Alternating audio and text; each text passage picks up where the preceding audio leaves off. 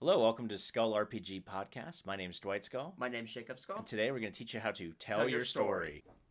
So, Dwight, we've talked about this thing before, but we really haven't talked about it a lot in detail in previous episodes.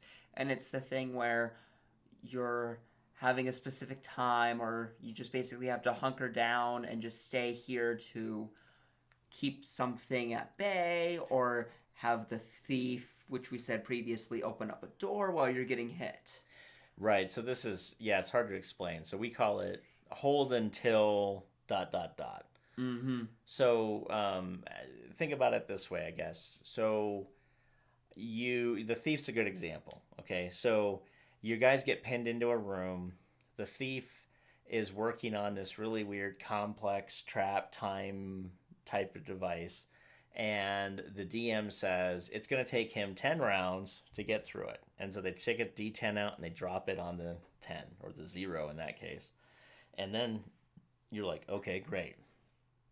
And then what happens is you start hearing sounds coming down the hallway toward the open door. You're like, oh, here we go.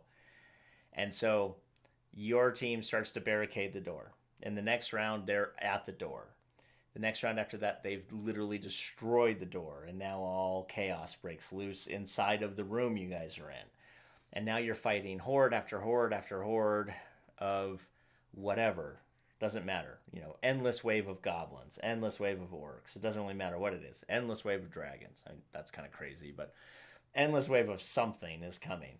And it doesn't really matter, because at the end of the day, you need to hold for 10 rounds for that door to open, and then the thief has to hold the door open for everybody to get out and be the last one in so that he can block the door. Mm-hmm. And that stops the deal. Now, that said, you could do that for 10 rounds. You could do that for 10 minutes. You could do that for 10 days. You could do that for 20 days. It just is a thing where if you do it by rounds, it's a lot easier to deal with. And if you do it over 10 minutes, and that's like D&D, it's like, 6 seconds a round? So 10 minutes would be, let's see, so there's 10 rounds in a minute, so it's 100 rounds. It'd get mind numbing if you were doing a D100 countdown. And that's our, and you open up the door, and that's all I have for you today, because we spent 7 hours doing this. Yeah, just opening the door up, yeah. Because 100 rounds of combat. Oh. Instead, what I would rather do is something like this.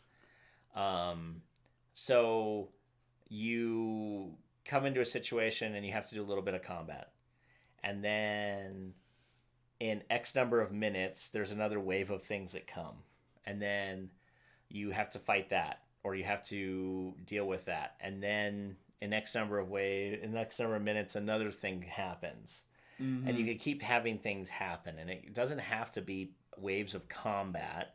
You could look at it in terms of, like, every good suspense movie does this, every good thriller movie does this, where it's like one thing happens and then they overcome it, but that has side effects that cause another thing to happen. They overcome that, then another thing happens. It just seems like a very sad series of unfortunate events happening. Oh, hey, you guys opened up the vent. You guys popped through the vent, and that stuff's not how... Actually, Star Wars is a great example of that. They're getting shot by the stormtroopers breaking Leia out of prison. Exactly. They jump into that vent to realize it's a trash compactor that's compacting on them. Wait, there's a monster in there. And there's a monster in there, too, because why not? Why not, right? Because everything's bad to worse. Mm-hmm. And then they get out and their shooting starts again. Yep. And then they lose Obi-Wan. Right? They lose their sage. They lose their teacher. Same thing in Lord of the Rings, right? It's like the mountain passes are too hard to get over, so they decide to go under the mountain. They can't get the door open anymore. There's a thing in the water that grabs one of them, and they got to fight their way through the door. And Gandalf remembers, oh wait, this time was really nice. I just have to actually literally speak the Elven word for friend. My God, the world was simpler back then. And the door's open, and then they get in, and it's a tomb. Oh crap! I thought there was a bunch of dwarves living here. So what the heck's going on? No idea. Then they get into a room. Everything's crazy, and then I think it's Pippin or Merry. I can't remember which one.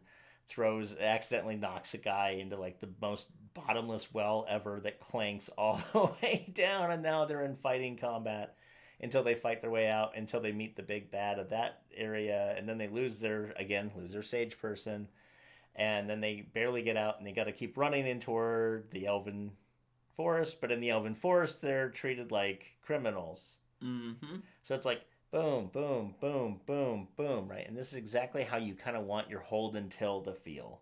Yep. Is you're constantly just dealing with stuff coming. Happening. Can you fortify in a location? Do you even want to fortify in a location? So the hold until could be hold until backup comes. Hold until, the choppers arrive and bring you home. Or Gandalf arrives with an elven army to smash the gates of Helm's Deep, which didn't happen in the book. All these things. Mm-hmm. Or it could be, hold until you can get a door open so you can get to the next part of this cave, or you can collapse a cave. Yep. It could just be one player's holding until the rest of the players can get through something. There's a lot of ways you can do this hold until, and it's actually a really cool way to go. Now, really quick, I'm going to suggest that you try not to kill your players here.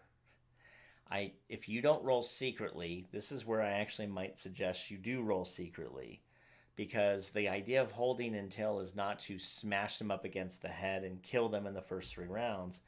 The idea is to wear them down. Yep. Until they can finally basically stagger out of this, realizing like, oh my god, we almost all got killed. And it's an accomplishment to get out of this. Meanwhile, as the DM, you know that you've been, oh hey, that guy accidentally critted. No, he missed. Or I rolled max damage, and that's half that guy's health. So I'm going to drop that down to maybe, I don't know, 5 or 6 points as opposed to 34 and call it a day, because he doesn't know if I rolled 1s or 8s back here. The idea here is to give a scare to your players without actually killing them. Mm-hmm.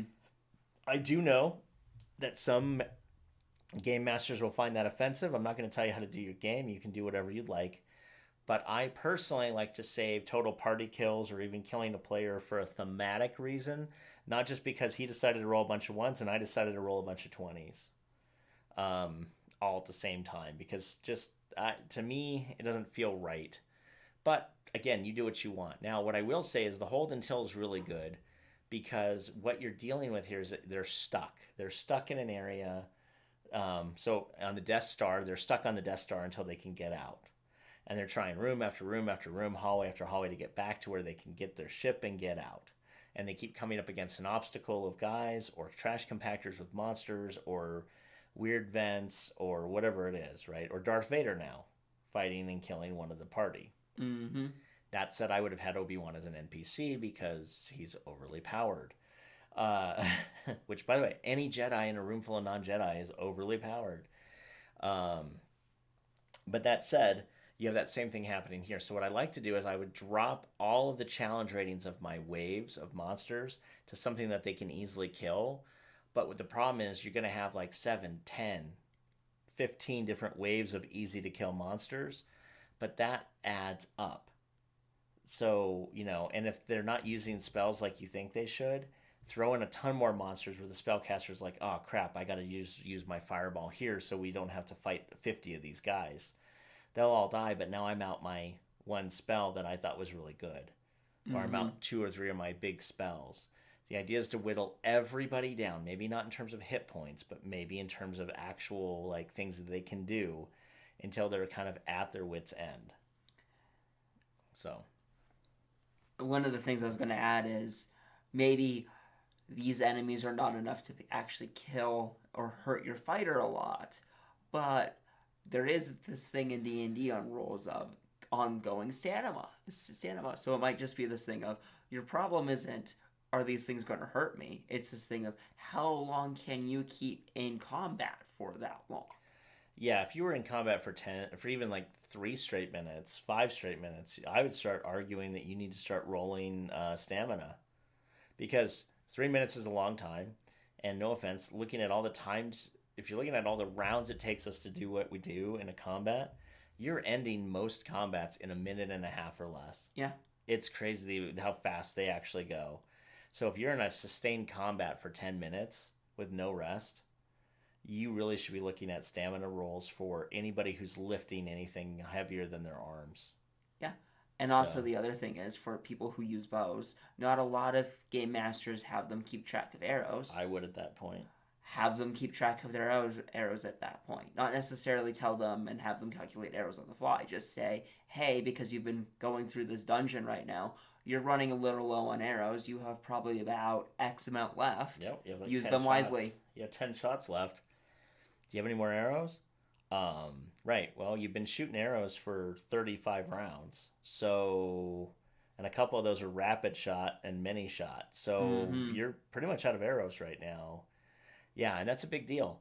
Really just take these guys down to almost nothing and then have the cavalry come or then have the door open and get them out to safety where they can rest and replenish or beam out of there or do whatever they need to do. And honestly, one of the things, if you're rolling out in the open, just so that a bad hit hits and you don't want that to happen, having them with a few low-level NPCs as a meat shield is not a bad way to go. Or encourage them to start summoning monsters. Like summon monsters, summon nature's ally, depending on what they are. Make sure that they can do that so that they can, move forward. So anyway, that's how you hold until. It's all about a war of attrition where you literally break the players down, but try not to kill them. Yep. Hey, thanks for listening. And for more resources, please go to skullrpg.com.